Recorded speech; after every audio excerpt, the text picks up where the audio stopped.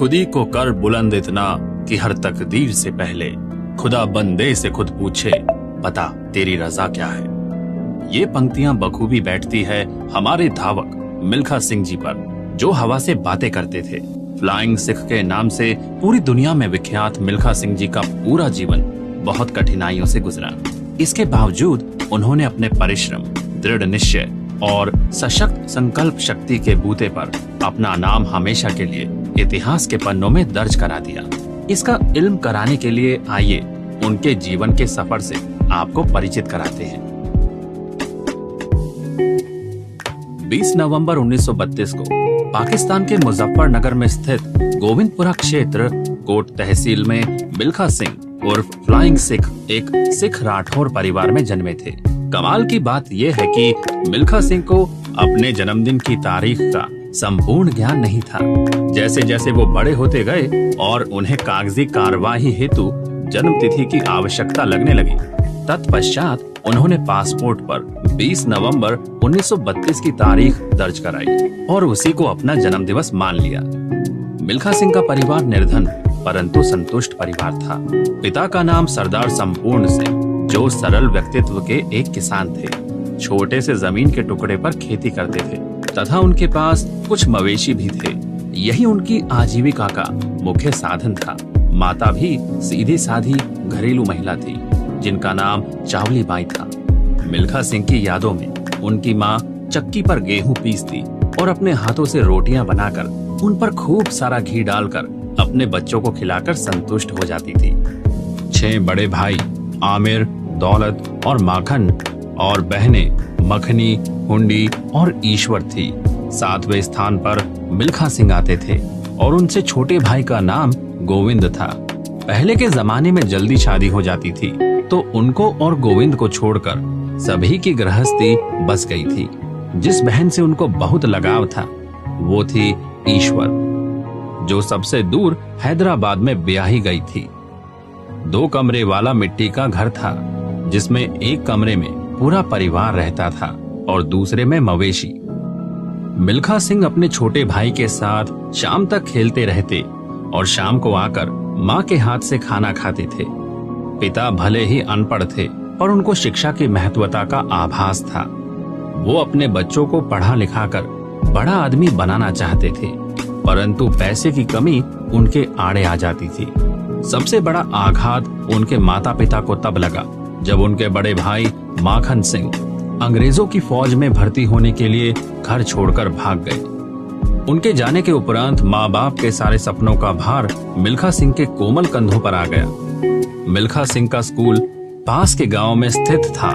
पेड़ के नीचे खुले में चटाई बिछाकर पढ़ते थे मिल्खा सिंह। उनके अध्यापक गुलाम मोहम्मद उन्हें गणित और उर्दू की शिक्षा देते और गृह कार्य न होने पर दंड के रूप में नीम की कटीली डाली से उनके कोमल हाथों पर मारते। जब मार पड़ती तो मिल्खा सिंह को लगता कि उनके ऊपर कोड़े बरसाए जा रहे हैं। मिल्खा सिंह के पास एक लकड़ी की तख्ती और एक लकड़ी का ही पेन होता था जिसको स्याही में डुबोकर वो अपने पाठ लिखते थे। हालांकि मिल्खा सिंह का दूर दूर तक पढ़ाई से कोई लगाव नहीं था। उनके दिमाग में उनके पूरी तरह बैठा हुआ था कि पढ़ाई इतनी भी जरूरी नहीं है कि उसके बिना जीवन यापन नहीं हो सकता। एक छोटे से बच्चे की तरह बस छुट्टी के समय स्कूल की घंटी बजने का इंतजार करते और मित्रों के संग खेल में लग जाते हैं। ऐसे थे हमारे मिल्खा सिंह। वक्त ने करवट ली और दूसरे विश्व युद्ध के काले बादल छाने लगे। उनकी माताजी को रात दिन यही चिंता खाई जाती कि जैसे उनका बड़ा बेटा घर छोड़कर चला गया है, ऐसे छोटे भी फौज में जबरदस्ती भर्ती ना करा लिए जाएं, क्योंकि गांव के भोले भाले लोगों को ये दिमाग में घर कर गया था कि जो लोग फौज में भर्ती हो जाते हैं वो वापस लौटकर नहीं आ पाते। जब मिल्खा सिंह 5वीं क्लास में उत्तीर्ण हो गए तब उनके पिताजी ने मिल्खा सिंह को उनके स्कूल से निकालकर सरकारी स्कूल में दाखिला करा दिया, जो उनके गांव से 8 मील दूर कोट अड्डू में स्थित था। उस समय ना तो कोई घड़ी थी, ना गांव में ऐसा कोई यंत्र था जिससे समय का पता लगे। उनके पिताजी ने उन्हें बताया कि जब मुल्तान के लिए रेलगाड़ी निकलती है तब उनके जाने का समय हो जाता है। मिल्खा सिंह अपने पिताजी की आज्ञा का उल्लंघन नहीं करते थे। उनके पास कोई चारा नहीं था सिवाय इस बात के कि वो अपने दोस्त साहिब सिंह के साथ 8 मील दूर पैदल नंगे पांव चलकर तकरीबन 2 घंटे में अपने सरकारी स्कूल पहुंचते। चिलचिलाती ठंड में उनके हाथ पैर सुन्न पड़ जाते और कभी कभी कोहरा इतना घना होता कि मुश्किल से रास्ता दिखाई देता। गर्मी में तो हालत और गंभीर हो जाती। इतनी भयानक लू चलती कि ऐसा लगता कि धरती आग उगल रही है। नंगे पैरों में छाले पड़ जाते क्योंकि जूते तो उनके पास थे ही नहीं। वो ये कार्य सिर्फ अपने माँ बाप की खुशी और सम्मान के लिए करते, वरना पढ़ना उन्हें कतई पसंद नहीं था। क्या मिल्खा सिंह ने उस समय यह सोचा होगा कि उनकी यह यात्रा उनका आंतरिक बल इतना मजबूत कर देगी कि वह भविष्य में एक सम्माननीय और सफलता प्राप्त धावक बनेंगे और देश ही नहीं विदेशों में भी अपना नाम रोशन करेंगे। बतौर मिल्खा सिंह अंग्रेजी उनका सबसे कठिन और नापसंदीदा विषय था, पर उससे बचाव का दूर दूर तक कोई उपाय नहीं था। एक बार की बात है कि वो चुपचाप स्कूल जाने की बजाय अपने दोस्तों के साथ मछली पकड़ने चले गए। जैसे ही उनके पिताजी तक ये बात पहुंची, वो आग बबूला हो गए। उस दिन मिल्खा सिंह की उन्होंने इतनी पिटाई की कि उनके हाथ पैरों में नील पड़ गए। आखिरकार मिल्खा सिंह को कसम खानी पड़ी कि वो ऐसा कभी नहीं दोहराएंगे। दंड में उनके पिताजी रोज पाठशाला से आने के पश्चात उनको स्कूल में सिखाया अंग्रेजी का पाठ सुनाते। पर यहाँ पर भी देखिए, मजे की बात यह है, मिल्खा सिंह पिताजी को रोज रटा रटाया एक ही पाठ सुना देते। उन्हें मालूम था कि पिताजी को अंग्रेजी नहीं आती है। छोटे से शैतान थे हमारे मिल्खा सिंह। 15 साल की उम्र तक वह पिता की उम्मीदों से जो उन्होंने मिल्खा सिंह से लगाई थी भली भांति अवगत हो गए थे, पर भविष्य में क्या होने वाला था इसका किसी को दूर दूर तक आभास नहीं था कि देश के विभाजन की काली छाया उन पर और उनके परिवार पर ऐसी पड़ेगी जो सब कुछ तबाह कर देगी। ऐसा किसी ने कहाँ सोचा था कि मिल्खा सिंह की आगामी जिंदगी का काला कड़वा सच, जिसने उनकी पूरी जिंदगी का काया पलट कर दिया था, उजागर होने वाला था। रास्ता निकलता है, हवा की ओट भी लेकर चराग जलता है। गोविंदपुरा, जहां मिल्खा सिंह ने जन्म लिया और बचपन व्यतीत किया, एक खुशहाल गांव था जहां हिंदू, मुस्लिम और सिख सब आपस में सौहार्दपूर्ण वातावरण में रहते थे। परंतु बंटवारे ने उनके इतने प्रगाढ़ प्रेम और भाईचारे को बदल कर रख दिया था। सब समुदायों के बीच मनमुटाव हो रहा था और वो इतना बढ़ रहा था कि सभी वर्ग के लोग एक दूसरे के खून के प्यासे हो रहे थे। भले ही उनका गांव अछूता था, पर कहते हैं ना, गेहूं के साथ घुन भी पिसता है। गांव में अखबार तक नहीं आता था, तो गांव के सीधे साधे लोगों को इस विभाजन की खबर नहीं थी। यहाँ तक कि कोई बड़ी राजनीतिक खबर उस गांव तक तब पहुँचती थी जब आसपास के शहर से लोग उनके यहाँ खरीदारी करने आते थे। क्यों और कैसे हो रहा है यह बंटवारा, इससे वह पूरी तरह से अनभिज्ञ थे। हर तरफ राजनीतिक उथल पुथल और अफवाहों का दौर था और पूरे गांव में एक भय और संदेह का वातावरण छा गया था। अभी तक जो मुस्लिम पड़ोसी शांति प्रिय ढंग से हिंदुओं के साथ रहते थे, उन्हें अब धमकी मिल रही थी रावलपिंडी और डेरा गाजी खान के कट्टरपंथी मुस्लिम समुदाय से कि अगर उन्होंने हिंदुओं को शरण दी तो वो भी मार दिए जाएंगे। जब जान पर बन आती है तो किसी को कुछ नहीं सूझता। दंगाइयों ने साफ साफ मौत के घाट उतार दिए जाएंगे। कोई भी किसी भी कीमत पर अपना धर्म बदलने को तैयार नहीं था। कोई रास्ता नहीं सूझ रहा था। फिर यह तय हुआ कि महिलाएं और बच्चे गुरुद्वारे की शरण में चली जाएंगे और पुरुष सीमाओं पर पहरा देंगे। जाहिर सी बात है, गांव के शांति प्रिय लोगों के पास बंदूकों की बजाय दंड, कृपाण, तलवार और कुल्हाड़ी ही थी जो उनकी खेती बाड़ी में काम आती थी।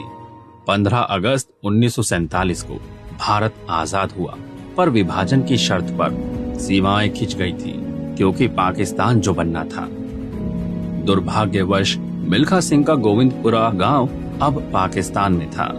हर तरफ कत्लेआम और तबाही का मंजर था।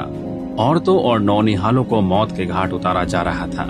चीख पुकार दिल को दहला देती थी और मन आशंकित हो उठता था। मिल्खा सिंह के बड़े भाई माखन सिंह गोविंदपुरा से 100 किलोमीटर दूर मुल्तान में फौज में तैनात थे। उनको पूरा विश्वास था क्योंकि वो खुद फौज में है, उनको पूरी मदद मिलेगी।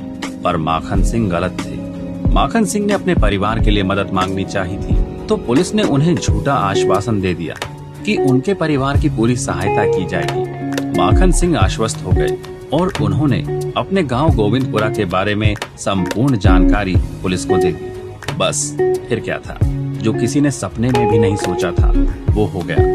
पुलिस मुस्लिम कट्टरपंथियों के साथ मिल गई और गांव का विवरण सौंप दिया।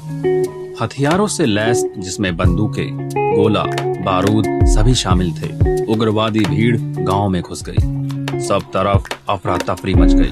भीड़ पर खून सवार था। वो गांव को संपूर्ण रूप से खत्म करने को आमादा थी। सब तरफ से गांव का घेराव हुआ। उग्रवादी कट्टरपंथी भीड़ ने ऐलान कर दिया कि अगर गांव वासियों ने तुरंत धर्म परिवर्तन नहीं किया तो वो सभी को खत्म कर देंगे। गांव के लोग इस बात के लिए बिल्कुल तैयार नहीं थे। सबने विचार विमर्श किया। आखिरकार गांव में सरपंच बातचीत के द्वारा मामला सुलझाने के लिए गए तो उनको गोली मार दी गई। गांव वालों को अब आखिरी उम्मीद भी जाती हुई लगी। सब ईश्वर से अपनी और अपने परिवार की जिंदगी की प्रार्थना करने लगे। करीब 5 बजे तड़के दुस्साहसी भीड़ ने गांव पर आक्रमण कर दिया। चारों ओर अंधाधुंध गोलीबारी हो रही थी। गांव वाले साहस और पराक्रम से लड़ने लगे। पर क्या आसान था बंदूकों का मुकाबला करना? हर तरफ खून खराबा और हाहाकार था। मिल्खा सिंह बदहवास से कभी कहीं छुपने की कोशिश करते तो कभी भागकर कहीं और छुपते।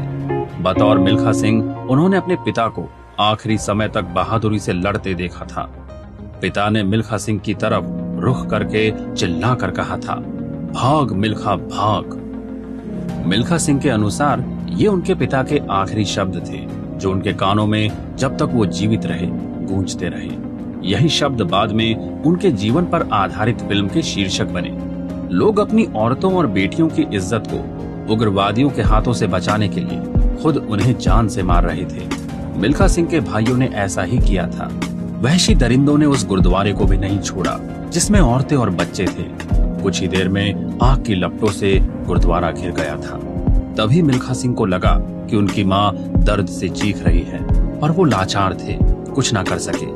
दहशतगर्दों के हाथों लगाई गई आग में उनकी माँ के प्राण निकल रहे थे और वो जिंदा चल रही थी।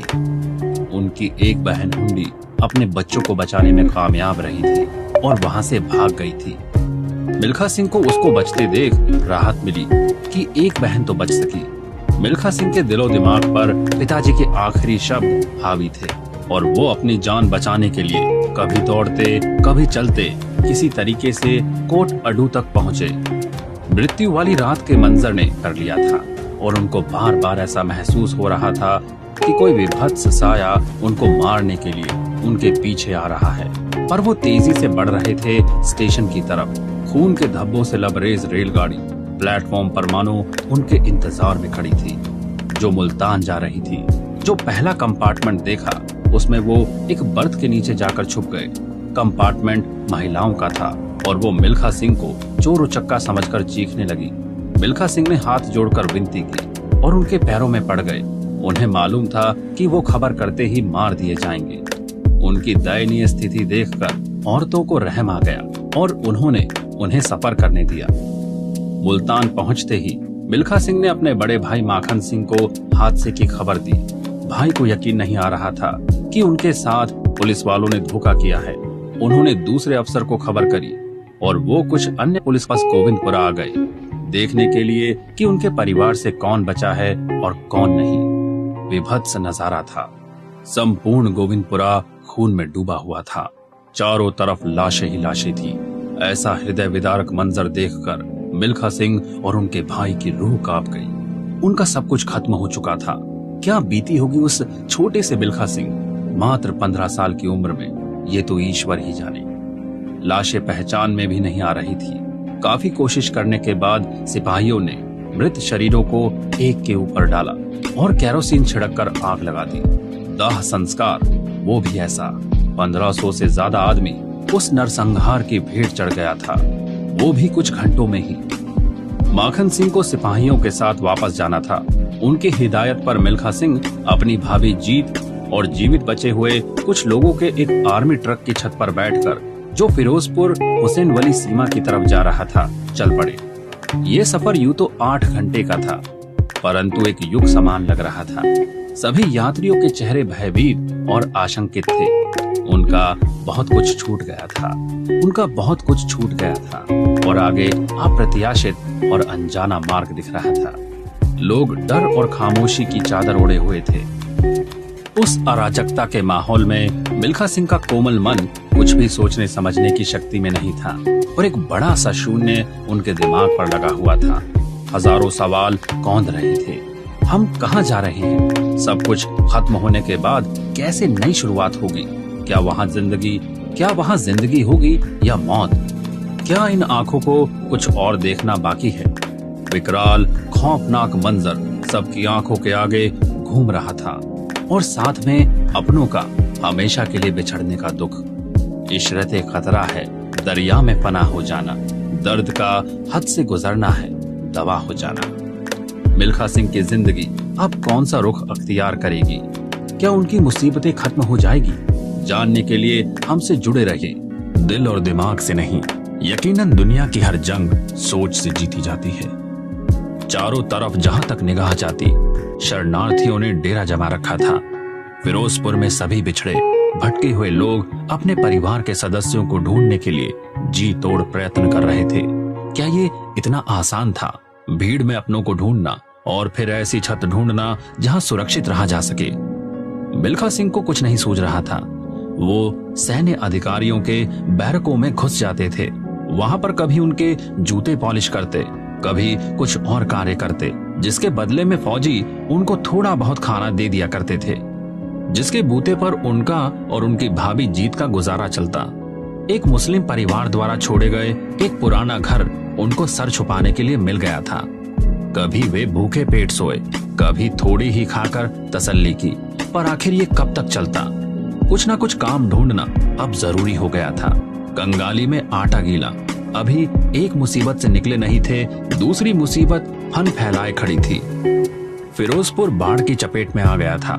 सतलज नदी पूरे उफान पर थी और लोग डूबकर मर रहे थे। हर तरफ तबाही का नजारा था। उनका भाई माखन सिंह से संपर्क नहीं हो पा रहा था, क्योंकि वो अभी भी पाकिस्तान में ही थे। अब लोगों के घर भी डूबने लगे थे और उनका घर भी लगभग जलमग्न हो गया था। बड़ी मुश्किल से जूझते और तैरते हुए मिल्खा सिंह और उनकी भाभी जैसे तैसे एक ट्रक के ऊपर बैठने में कामयाब रहे। वो दिल्ली जाने के लिए प्रयासरत थे, जहां उन्होंने सुना था कि नौकरी आसानी से मिल सकती है।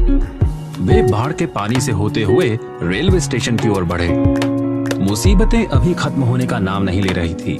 जहां तक निगाह जाती, वहां तक शरणार्थियों से पटा हुआ था संपूर्ण प्लेटफॉर्म। कहीं हैजा ने शिकंजा कसा हुआ था, कहीं भूखे प्यासे लोग दम तोड़ रहे थे। दूर दूर तक विपदा ही नजर आ रही थी। कुछ लोगों द्वारा वहां खाना बांटा जा रहा था, जो कभी किसी के हाथ लगता था, किसी के नहीं।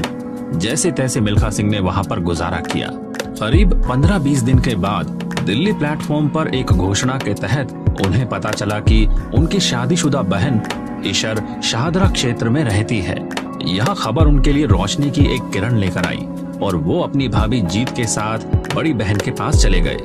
जीत का मायका और बहन का ससुराल एक ही था। ईश्वर के ससुराल वाले खुद शरणार्थी थे। जीत मिल्खा सिंह की भाभी तो उनकी बेटी थी, पर मिल्खा सिंह का अतिरिक्त भार उनको रास नहीं आ रहा था। ससुराल वाले बहन के ऊपर निर्दयता से पेश आते और मिल्खा सिंह कसमसाकर रह जाते।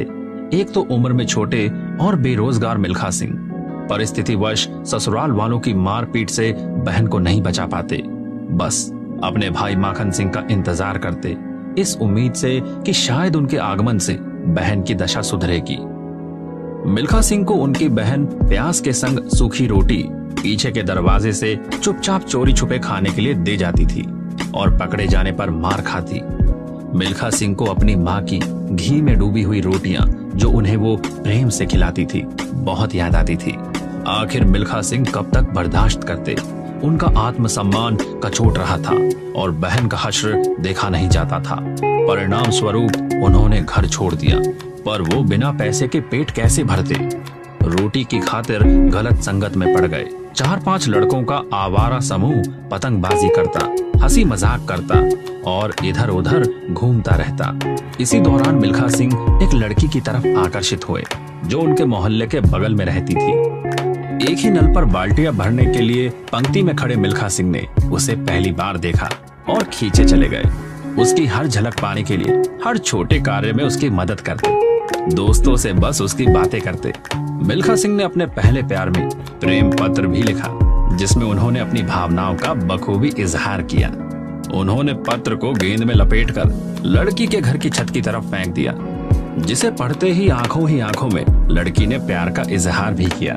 फिर एक दिन जब वो मिल्खा सिंह के साथ होने की वजह से अपने घर देर से पहुंची तो उसके माता पिता को खबर लग गई। बस फिर क्या था, लड़की की जमकर पिटाई हुई।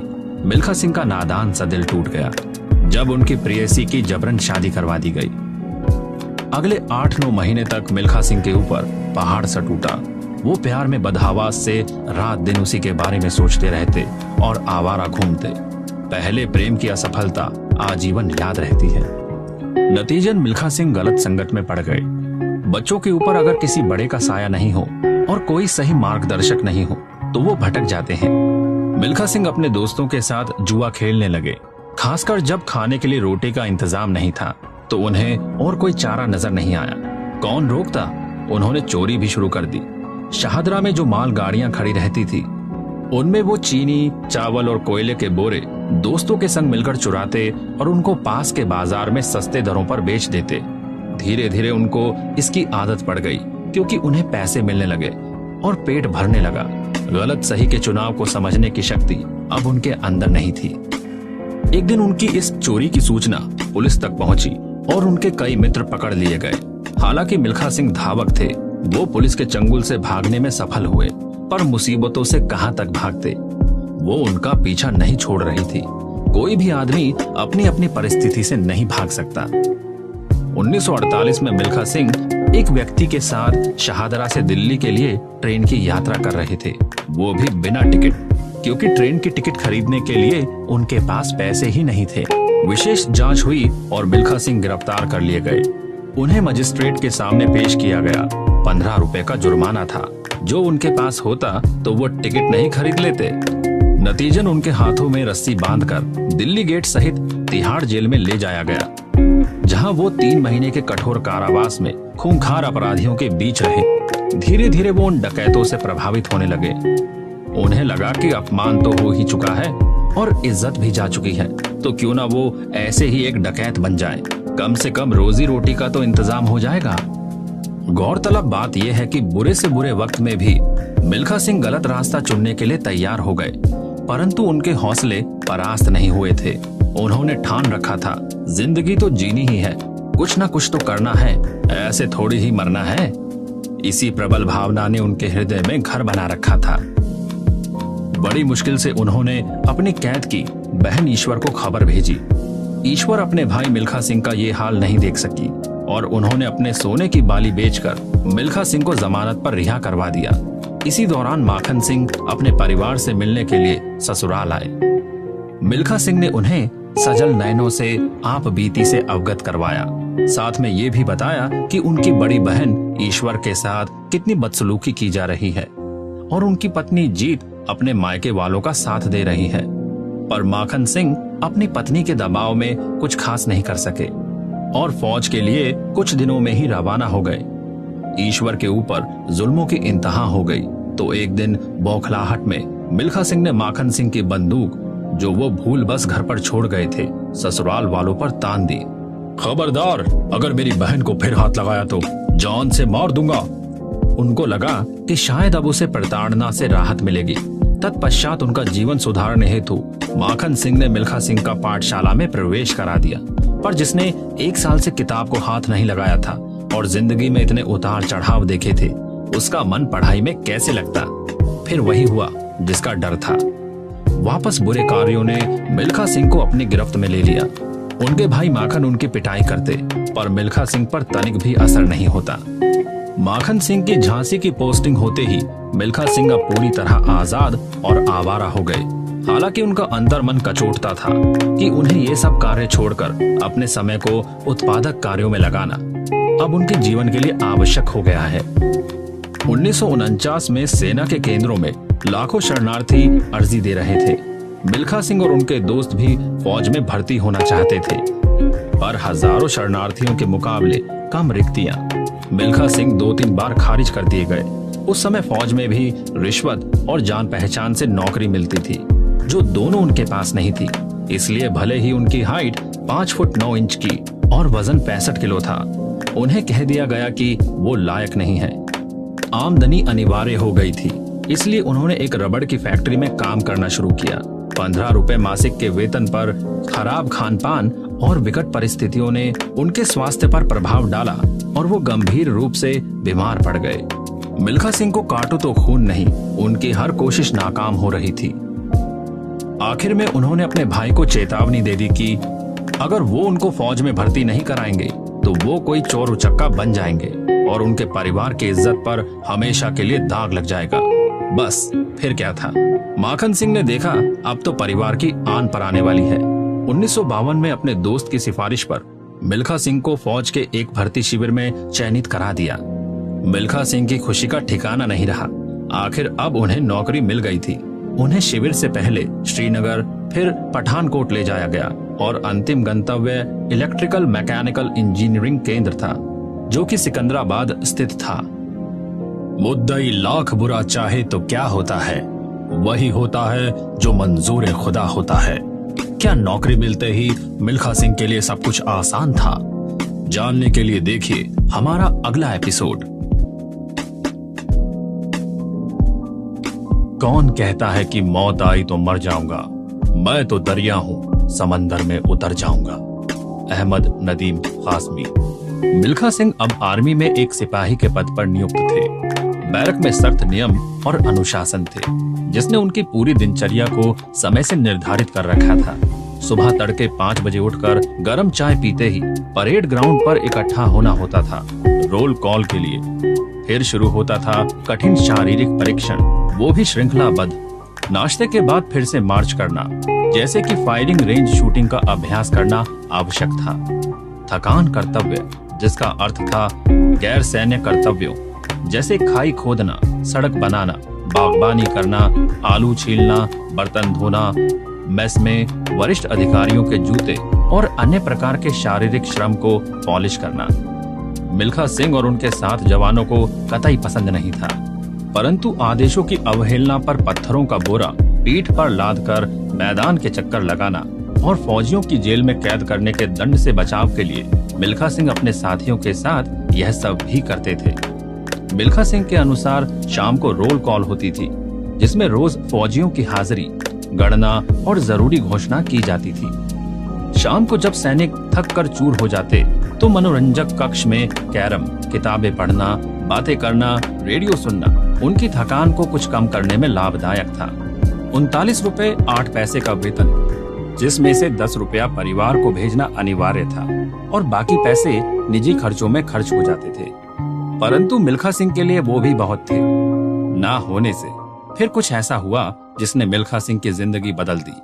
करीब 20-25 दिन बाद उसी रोल कॉल में ये ऐलान हुआ कि क्रॉस कंट्री होने वाली है, जिसके अंदर पहले 10 आने वाले विजेताओं को विशेष प्रशिक्षण दिया जाएगा।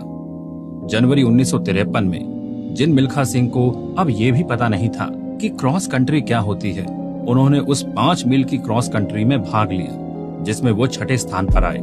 मिल्खा सिंह की खुशी का ठिकाना नहीं रहा। बैरक के सभी सिपाहियों ने उनके नाम की घोषणा होते ही उन्हें बधाइयां दी। ये दौड़ उनकी जिंदगी की पहली दौड़ थी, जिसमें वो विजयी हुए थे। भले ही वो बहुत छोटे स्तर और बड़ी स्पर्धा के चुनाव के लिए थी। खुशी एक तरफ तो जीतने की थी, दूसरी तरफ अब उन्हें गर्म दूध और 2 अंडे की अतिरिक्त खुराक की थी, जो कठिन प्रशिक्षण हेतु खिलाड़ियों को दी जानी थी। जिनके खाने को नसीब नहीं था, उनके लिए ये मिष्ठान से कम नहीं था। अब उन्हें सेंट्रल क्रॉस कंट्री में नियुक्ति के लिए प्रशिक्षण दिया जाने लगा। उस समय उनके कोच थे हवलदार गुरुदेव सिंह, जो बहुत अनुशासन प्रिय थे और कठोर परिश्रम में विश्वास करते थे। हवलदार गुरुदेव सिंह ने उनकी अंतरात्मा तक भर दिया था कि अगर आप मेहनत नहीं करेंगे तो नतीजा नहीं मिलेगा और इच्छा शक्ति के बिना कुछ भी हासिल नहीं होगा। ये बात उनके दिमाग और दिल में घर कर गई। गुरुदेव सिंह धावकों पर गालियां और डंडों की बौछार से प्रोत्साहित करते। भागो, हमारी कंपनी पहले आनी चाहिए। क्रॉस कंट्री की नियुक्ति के लिए एक रेस हुई, क्योंकि उनके साथ कोच हवलदार गुरुदेव सिंह को भी दौड़ना था। इसलिए उनको सम्मान देने के लिए मिल्खा सिंह ने उन्हें पहले स्थान पर आने दिया और खुद दूसरे नंबर पर आए। इतनी इज्जत और मान वो अपने गुरु को देते थे। सिंह को आजीवन ये प्रशिक्षक याद रहे, जिन्होंने उन्हें विश्व स्तरीय धावक बनाने के लिए मुख्य भूमिका निभाई थी। क्रॉस कंट्री के बाद उन्हें 400 मीटर के लिए प्रशिक्षित किया जाने लगा। आखिर केंद्रीय स्तर पर खेल होने थे और उसके लिए कंपनी चाहती थी 400 मीटर के लिए मिल्खा सिंह भाग ले। मिल्खा सिंह ने मन ही मन सोचा कि जब वो 10 मील की दौड़ आसानी से दौड़ लेते हैं तो 400 मीटर की रेस उनके लिए क्या है। उस समय ना तो आजकल जैसे कृत्रिम ट्रैक थे, लाल बजरी का ट्रैक हुआ करता था और मिल्खा सिंह नंगे पैर दौड़ में हिस्सा लेते थे। जब उन्होंने अपने कोच से क्रॉस कंट्री और सामान्य दौड़ में अंतर पूछा, तब कोच ने बस इतना ही बताया कि क्रॉस कंट्री की तरह धीरे धीरे दौड़ते हुए बाद में गति नहीं बढ़ानी है, बस अपना पूरा जोर लगाकर एक बार में ही भागना है। शुरू हुआ और कठिन अभ्यास का सिलसिला, परंतु क्योंकि उनके कोच बहुत ज्यादा प्रशिक्षित नहीं थे तो उनके निर्देश अनुसार प्रशिक्षण में वो ट्रैक का एक चक्कर लगाते जो 400 मीटर का होता था और बैठ जाते और फिर यही दोहराते। 21 साल के मिल्खा सिंह को अब ब्रिगेड मीट में 400 मीटर के लिए सिकंदराबाद का प्रतिनिधित्व करना था। मीट में ब्रिगेडियर एसपी बोरा ने उद्घाटन किया और हजारों दर्शनार्थी से खचाखच भरे स्टेडियम में मिल्खा सिंह ने दौड़ लगाई। मिल्खा सिंह को इस तरह के खेलों में ना तकनीकी जानकारी थी और ना प्रक्रियाओं की। उनके पास कोई विशेष जूते भी नहीं थे। परिणाम स्वरूप वो चौथे स्थान पर आए। हताशा तो हुई, परंतु उनके हौसले परास्त नहीं हुए। वहाँ पर मिल्खा सिंह का ध्यान आकर्षित किया आए कुछ खिलाड़ियों ने, जिनके परिधान पर हमारे देश का नाम भारत अंकित था। लोग उनसे ऑटोग्राफ लेने के लिए उतावले हो रहे थे और बड़े बड़े ऑफिसर उनसे हाथ मिला रहे थे। मिल्खा सिंह यह सब उत्सुकता वश देख रहे थे। उनके समझ में नहीं आ रहा था कि ये लोग कौन हैं, जिनको इतनी महत्वता मिल रही है। आखिरकार उन्हें समझाया गया कि ये वही खिलाड़ी हैं जो अंतर्राष्ट्रीय खेल आयोजनों में भारत का प्रतिनिधित्व करने विदेशों में जाते हैं और इनको कोट या टी शर्ट वगैरह दी जाती है। तभी से मिल्खा सिंह ने मन में ये प्रण किया कि वो भी इस कोट को अपना बनाएंगे, जिस पर भारत देश का नाम अंकित होगा। मिल्खा सिंह सिकंदराबाद लौट आए थे और उन्हें अब अपना लक्ष्य साफ नजर आ रहा था। अभ्यास, मेहनत और दृढ़ निश्चय के बूते पर उन्हें अग्रसर होना और देश के लिए उच्च मकाम हासिल करना था। मिल्खा सिंह जी तोड़ मेहनत करने में लग गए। इस कारण जब सारे खिलाड़ी फौजी कैंप में आराम कर रहे होते थे तो वो अपना खाना चारपाई के नीचे रखकर रात में अभ्यास करते थे। कई बार ब्रिगेडियर वोरा जब रात को सैर करने के लिए निकलते थे तो वो मिल्खा सिंह को पोलो ग्राउंड से अभ्यास करते देखते उन्हें आश्चर्य होता था कि रात को भी ये लड़का कितना अभ्यास कर रहा है। उत्सुकतावश उन्होंने एक शाम मिल्खा सिंह से पूछ ही लिया, आप इस समय अभ्यास क्यों कर रहे हैं? उन्होंने पूछा, क्योंकि मेरे पास दिन में अभ्यास करने के लिए समय नहीं है। क्योंकि मेरे पास दिन में अभ्यास करने के लिए समय नहीं है श्रीमान। मिल्खा सिंह ने बिना घबराए हुए तुरंत जवाब दिया। ये सुनते ही ब्रिगेडियर ने मिल्खा सिंह का नाम नोट कर लिया और अगले ही दिन मिल्खा सिंह को अपने कक्ष में बुलाने का संदेश भेजा। मिल्खा सिंह के अन्य अधिकारियों को लगा कि उन्होंने कोई शिकायत ब्रिगेडियर से कर दी है, इसलिए ब्रिगेडियर के पास ले जाने से पहले उनको बहुत मारा गया और अपशब्द भी कहे गए। कुछ दिन बाद वो ब्रिगेडियर वोरा के कक्ष में हाजिर हुए। ब्रिगेडियर वोरा ने आदेश दिया कि उन्हें एक धावक के लिए तैयार किया जाए, उचित सुविधाएं दी जाए और विशेष आहार और थकान शुल्क से छूट दी जाए।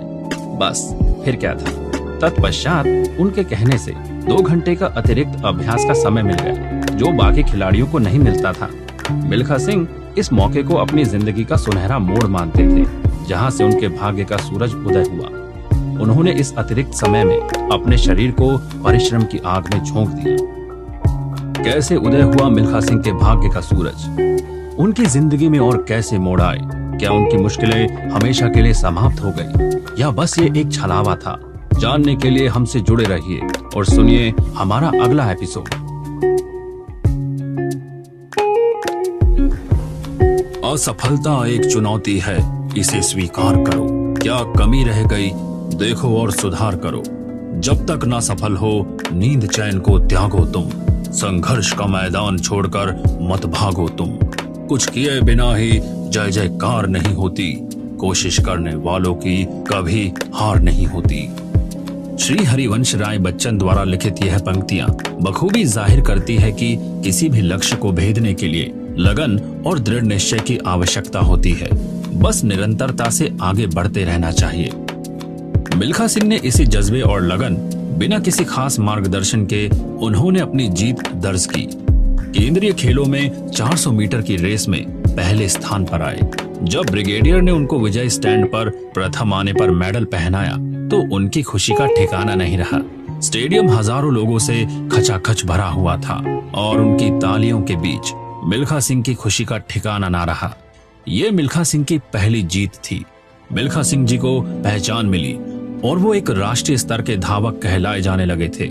1955 में 400 मीटर की रेस के लिए पटियाला में जब वो नेशनल के लिए दौड़ रहे थे तो जो वहां के महाराजा थे उनसे बहुत प्रभावित हुए।